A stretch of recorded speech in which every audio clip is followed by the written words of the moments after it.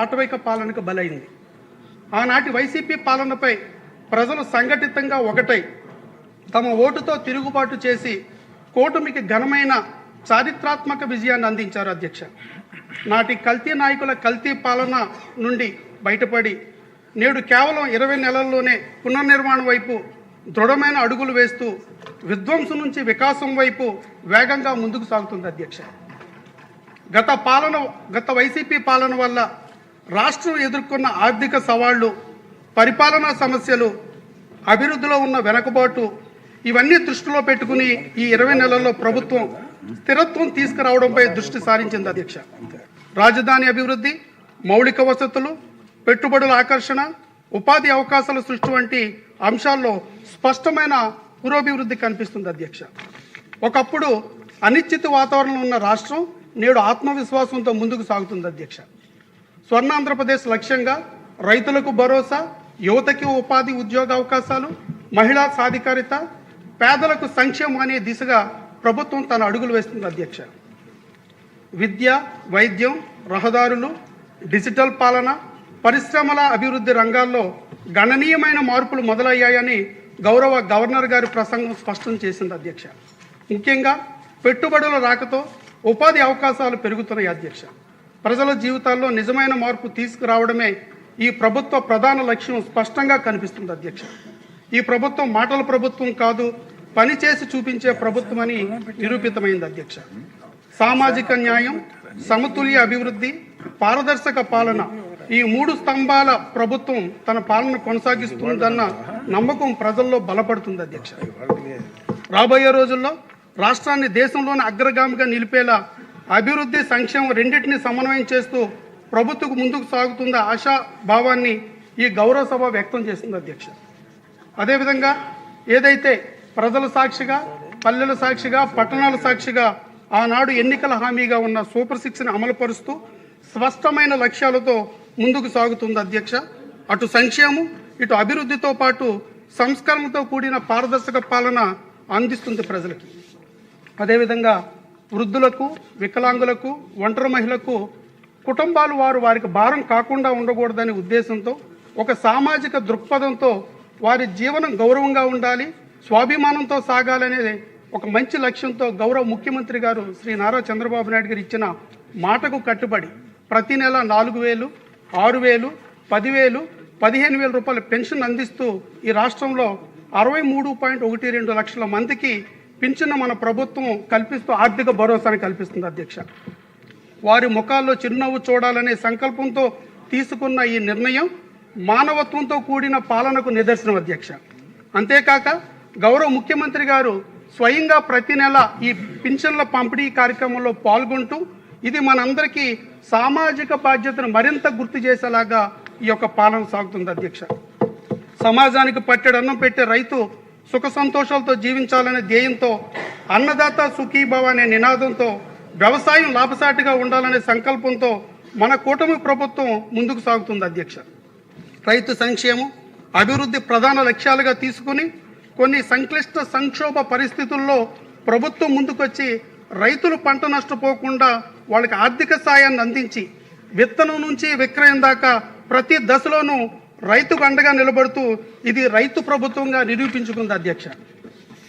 యాంత్రీకరణకు తోడు ఆధునిక సాంకేతికతను వ్యవసాయ రంగంలో ప్రవేశపెట్టి రైతుల ఆదాయం పెరిగేలాగా పలు కీలక సంస్కరణలు అమలు చేస్తుంది అధ్యక్ష.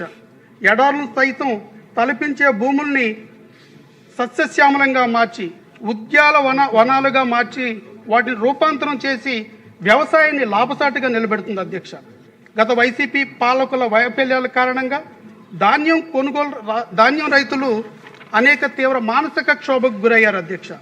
కనీసం రైతులకి గోను సంచులు ఇవ్వలేని పరిస్థితి, ధాన్యం సకాలంలో కొనుగోలు చేయలేని పరిస్థితి, ఒకవేళ కొనుగోలు చేసిన రైతులకి వారి యొక్క ధాన్యం డబ్బులు చెల్లించడానికి నెలల తరబడి, సంవత్సరాల తరబడి ఎదురు చూడాల్సిన గడ్డు పరిస్థితులు. మరి నేడు ప్రభుత్వం స్పష్టమైన మార్పు తీసుకొచ్చింది. రైతులు సుమారుగా 80% పైగా రైతులకి ధాన్యం కొనుగోలు చేసిన 24 గంటల్లోనే వాళ్ళ అకౌంట్లో జమ చేసి రైతు పక్షపాతిగా మరొకసారి నిరూపితమైంది. అన్నదాత అభ్యున్నతే ప్రభుత్వ పరమావధి అనే సంకల్పంతో కూటమి పాలన సాగుతుంది అధ్యక్ష. గత వైసీపీ ప్రభుత్వ అనాలోచిత నిర్ణయాల కారణంగా విద్యా వ్యవస్థ తీవ్రమైన సంక్షోభాన్ని ఎదుర్కొంది అధ్యక్ష. గౌరవ విద్యాశాఖ మంత్రి గారు శ్రీ నారా లోకేష్ గారు బాధ్యతలు స్వీకరించిన తర్వాత సమగ్రంగా పరిస్థితులను అధ్యయనం చేసి మారిన కాలానికి అనుగుణంగా విద్యా విధానంలో మార్పులు, బోధనా విధానంలో మార్పులు వంటి కీలక సంస్కరణలు చేపట్టారు అధ్యక్ష. వాటిని సరళీకృతం చేయడంలో నేడు విద్యా ప్రమాణాలు గణనీయంగా మెరుగుపడ్డాయి అధ్యక్ష. డొక్కా సీతమ్మ మధ్యాహ్న భోజనం పథకం ద్వారా ఇంటర్మీడియట్ విద్యార్థుల వరకు కూడా మధ్యాహ్న భోజనాన్ని సమతుల్య పోషక ఆహారాన్ని అందిస్తుంది ఈ ప్రభుత్వం అధ్యక్ష. మెగా డిఎస్సి ద్వారా సుమారు 15,941 మందికి ఉపాధ్యాయులను నియమించడం వల్ల పాఠశాలలో బోధన బలోపేతమైంది అధ్యక్ష. అలాగే తల్లికి వందనం పథకం ద్వారా కుటుంబంలో ప్రతి బిడ్డ సంవత్సరానికి 15,000 రూపాయలు ఎంతమంది పిల్లలుంటే అంతమందికి అందించడం వల్ల పిల్లల చదువు తల్లిదండ్రులకు భారం కాకుండా భవిష్యత్తుకు ఆస్తిగా మారుతుంది అధ్యక్ష.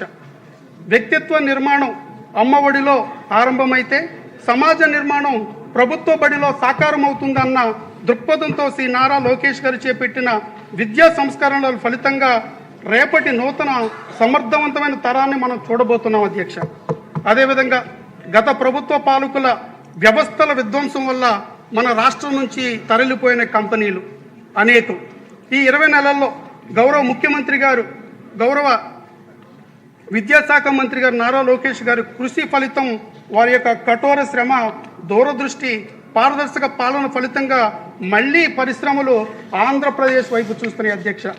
భారతదేశంలో 100 రూపాయలు పెట్టుబడిగా వస్తే అందులో 25 రూపాయలు ఆంధ్రప్రదేశ్ ఆకర్షించగలుగుతుందంటే అది మన నాయకత్వంపై పెట్టుబడిదారులకున్న నమ్మకం, స్థిరమైన విధానాలు, పారిశ్రామిక స్నేహపూర్వక వాతావరణం, వేగవంతమైన అనుమతుల వ్యవస్థ దీనికి కారణం అధ్యక్ష.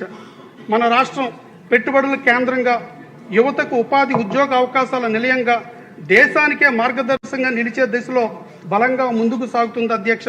దీనికి ఉదాహరణ సిఐఎస్ సదస్సులో 13.25 లక్షల కోట్ల పెట్టుబడులను ఆకర్షించి తద్వారా 16.13 ఉద్యోగాలు కల్పనకు 610 అవగాహన ఒప్పందాలు చేసుకోవడం దీనికి ఒక నిదర్శనం అధ్యక్ష. అదేవిధంగా గత పాలకుల యొక్క, వైసీపీ పాలకుల యొక్క దోపిడీ పంచాయతీల స్థాయి వరకు విస్తరింది అధ్యక్ష. దీని ఫలితంగా గ్రామీణ వ్యవస్థలు పూర్తిగా నిర్వీర్యం చేసేశారు. పంచాయతీల్లో కనీస అవసరాలుగా ఉన్న బ్లీచింగ్ పౌడర్ కూడా చల్లలేని దీనస్థితికి ఆనాడు పంచాయతీలు చేరుకుంటే, కూటమి ప్రభుత్వం అధికారంలోకి వచ్చిన తర్వాత గౌరవ ఉప ముఖ్యమంత్రి గారు శ్రీ పవన్ కళ్యాణ్ గారి ఆలోచన అమలు ద్వారా గ్రామ పాలన కొత్త ఊపిరి నింపబడింది అధ్యక్ష. సకాలంలో నిధులు విడుదల, పారదర్శక విధానాలు మరియు సంస్కరణ అమలు వల్ల పల్లెల్లో నిలిచిపోయిన అభివృద్ధి మళ్ళీ వేగంగా పుంజుకొని ఇప్పుడు ఇది నిజమైన పల్లె పండగ ప్రారంభమైంది అధ్యక్ష. గ్రామీణ మౌలిక వసతుల సదుపాయం బలోపేతం చేస్తూ పరిశ్రమలు మరియు పరిశుభ్రత మరియు నీటి సదుపాయాలు, రహదారులు వంటి అంశాల్లో స్పష్టమైన మార్పు కనిపిస్తుంది అధ్యక్ష. పల్లెల అభివృద్ధి ద్వారానే రాష్ట్ర ప్రగతి సాధ్యమని మన ప్రభుత్వం కార్యాచరణలో చూపిస్తుంది అధ్యక్ష.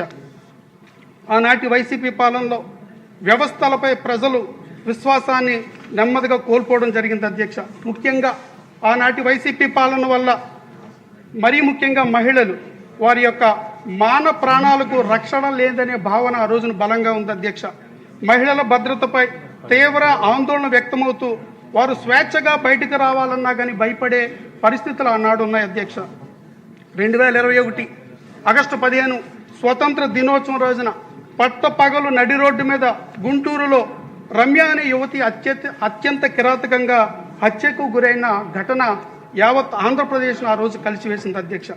మహిళల భద్రత విషయంలో పరిస్థితులు ఎంత ఆందోళనకరంగా ఉన్నాయో చెప్పడానికి ఇది ఒక ఉదాహరణ మాత్రమే అధ్యక్ష. కూటమి పాలన మహిళల రక్షణ, స్వేచ్ఛ మరియు సాధికారతకు కట్టుబడి పనిచేస్తుందని, శాంతి భద్రత పరిరక్షణలో చట్టాలను కఠినంగా అమలు చేయడం ద్వారా మహిళలపై దాడులు, హింస గణనీయంగా తగ్గించడమే కాకుండా రాష్ట్రంలో శాంతి పద్ధతులు కూడా సమర్థవంతంగా అదుపులోకి తీసుకురావడంలో ప్రభుత్వం విజయవంతమైంది అధ్యక్ష.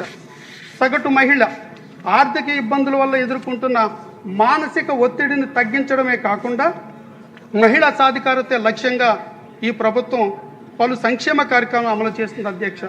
తల్లికి వందనం ద్వారా 66 లక్షల మంది తల్లుల అకౌంట్లో నేరుగా ఎంతమంది బిడ్డలుంటే అంతమందికి 15,000 రూపాయలు అందించడం ద్వారా విద్యను ప్రోత్సహించడం, అలాగే దీపం 2 పథకం ద్వారా 1,03,000 మందికి సంవత్సరానికి 3 గ్యాస్ బండ్లు అందించడం ద్వారా, స్త్రీ శక్తి ద్వారా మహిళలకు ఉచిత బస్సు సౌకర్యం కల్పించడం వంటి అనేక పథకాలు, అనేక సంస్కరణ నిర్ణయాల వల్ల మహిళలు ఆర్థికంగాను, నైతికంగాను, సామాజికంగాను ఈ ప్రభుత్వం మహిళలకు అండగా నిలబడింది అని వారి జీవితాల్లో భరోసాని నింపుతుంది అనడానికి ఇవన్నీ ఉదాహరణ అధ్యక్ష.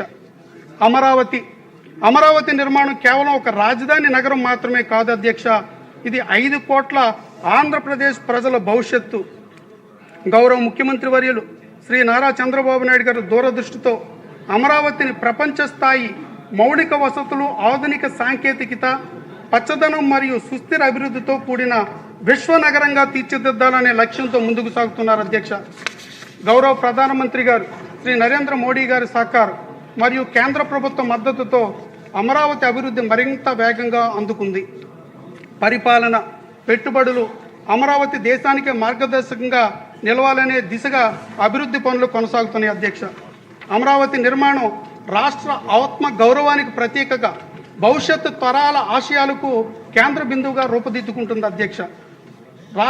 ఆంధ్రప్రదేశ్ రాష్ట్రంలో ప్రతి ఎకరాకి సాగునీరు అందించాలనే మహత్తర సంకల్పంతో గౌరవ ముఖ్యమంత్రి గారు శ్రీ నారా చంద్రబాబు నాయుడు గారు నదుల అనుసంధానం, ప్రధాన సాగునీటి ప్రాజెక్టులు వంటివి కార్యక్రమాలు ప్రాధాన్యతతో తీసుకుని నిర్మాణం పూర్తి చేయడానికి పరుగులు పెడుతున్న సందర్భం.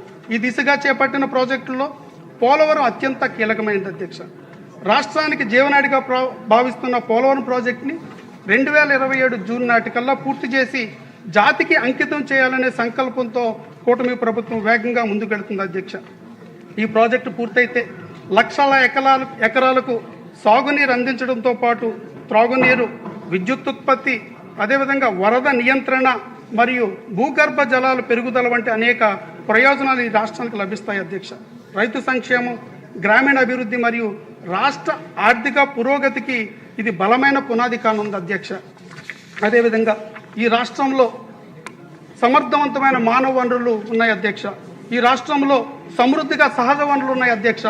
వీటన్నిటినీ వినియోగించుకుని రాష్ట్రాన్ని వికసిత ఆంధ్రప్రదేశ్ దిశగా తీసుకెళ్లడానికి ఒక సుస్థిర పాలన అవసరం ఎంతైనా ఉంది అధ్యక్ష.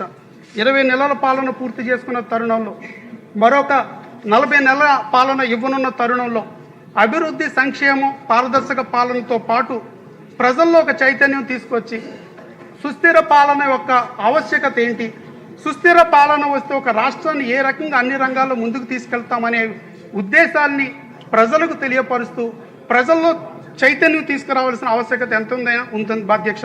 ఎందుకంటే 2019, 2024 ప్రాంతంలో జరిగిన ఒక విధ్వంసకర పాలన వల్ల రాష్ట్రం ఎలా వెనకబడిపోయాం, ఎలా ఆర్థిక సంక్షోభంలోకి నెట్టివేయబడ్డాం, ఎలా వ్యవస్థలు నిర్వీర్యమయ్యనేది అనేక ఉదాహరణలు మనకి కళ్ళ ముందు కనిపిస్తున్న తరుణంలో ఇది ప్రజల్లో ఒక చైతన్యం తీసుకురావాల్సిన ఆవశ్యకతను తెలియపరుస్తూ, చివరిగా అధ్యక్ష, రాష్ట్ర భవిష్యత్తుపై స్పష్టమైన దిశ, ధైర్యమైన దృష్టికోణం, ప్రజలపై నమ్మకంతో ముందుకు సాగుతున్న ఈ ప్రభుత్వ ప్రయత్నాలను గవర్నర్ గారి ప్రసంగం ప్రతిబింబించిందిగా పేర్కొంటూ మరొకసారి ఆ ప్రసంగానికి నా పూర్తి సంపూర్ణ మద్దతును తెలియపరుస్తున్నాను అధ్యక్ష.